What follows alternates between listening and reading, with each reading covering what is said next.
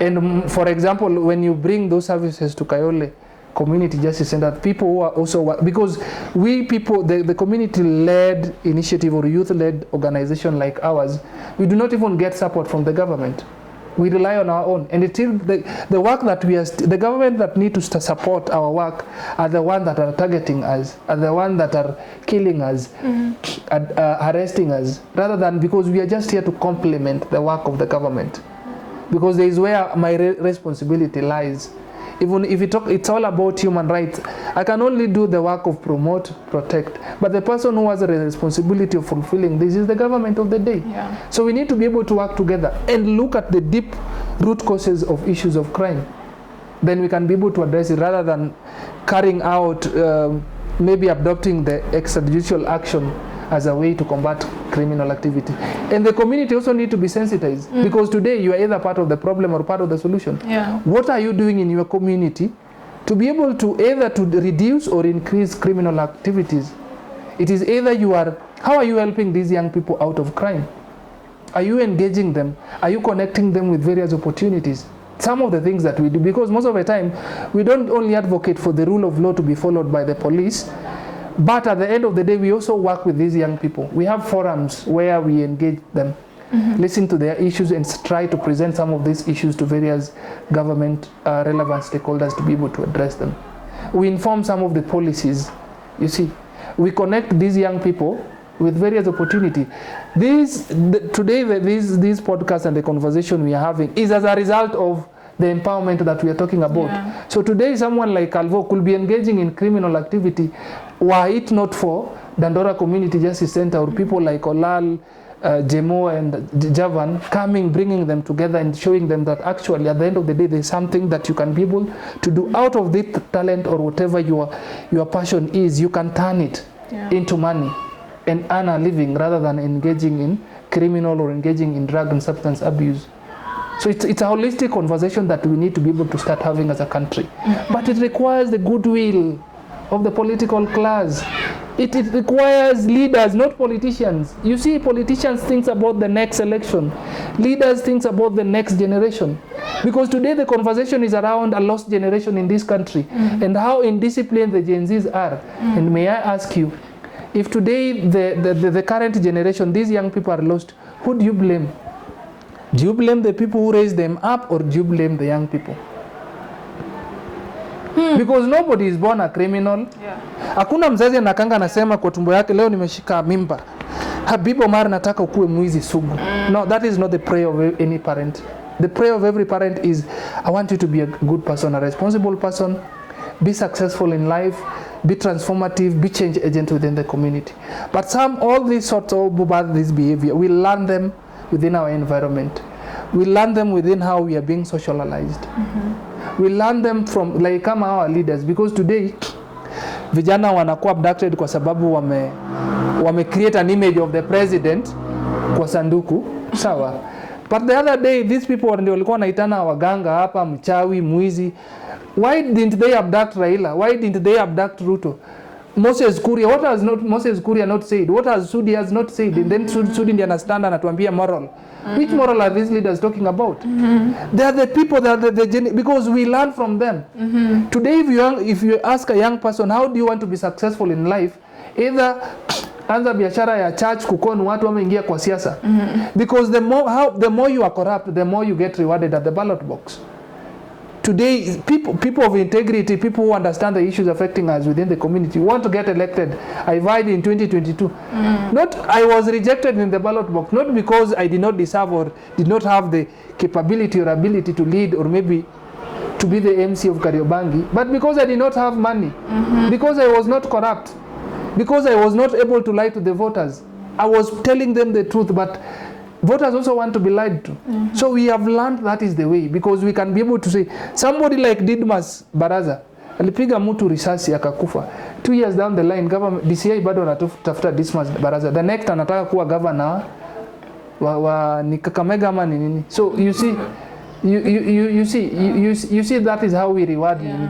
My member of parliament, James Mwangi Gakuya, in 2018 was accused of misappropriation of 40 million. 2018 akapelekwa kotini. he got rewarded again kwa ballot box. Recently akakuwa again 51.3 million misappropriation, kukakuwa na another 27 million ghost project, 17 million ya nini. And these are the same people, they'll come wanatuhuduing, wanapatia mama wetu 500, and you see now the bursaries nini, and then again we reward them at the ballot box. Then we talk about corruption and bad nini. So young people can be a blessing or a curse depending on how you treat them. If you provide them with an opportunity, they become change agents. They become leaders. But if you neglect them, they become drug addicts. They become criminals. They become lazy.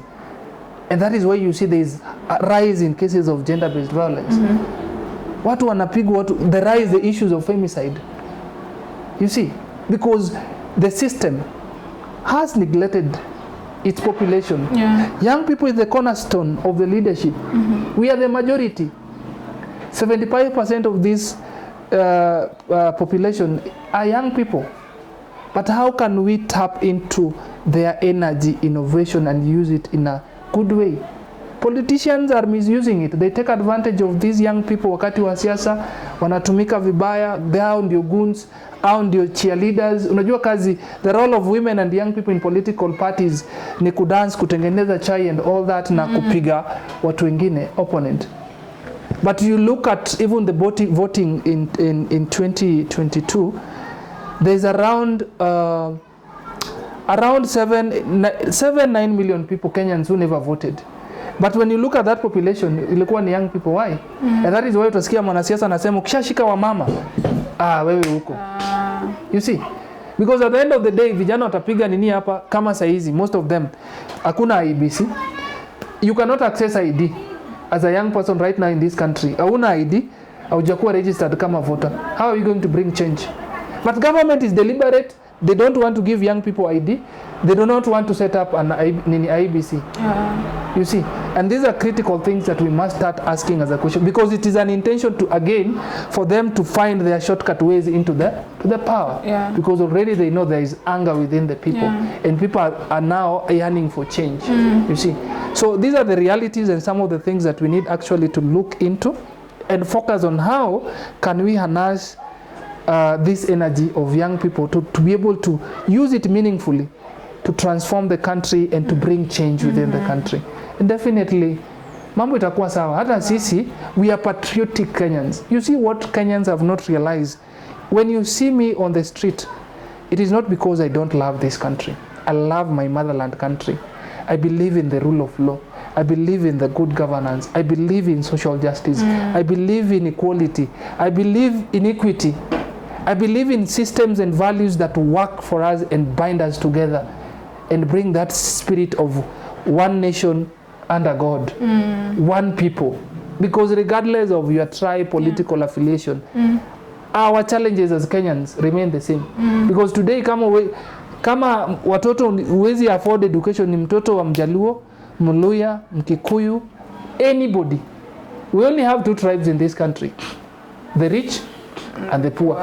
And that rich, the political class, are the capitalist, which controls the cost of production and controls the capital in this country. There are few.